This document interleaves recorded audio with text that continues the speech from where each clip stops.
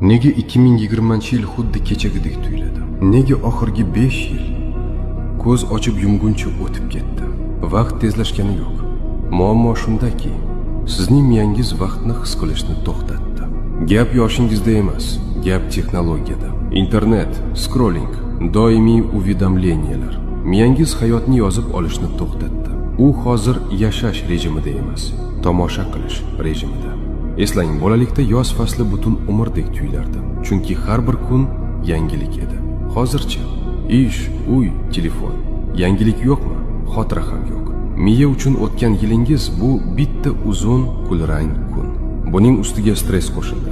Miya faqat bugungi kun bilan yashab, qolganini o'chirib tashlayapti. Vaqtni to'xtatmoqchimisiz? Telefonni qo'ying.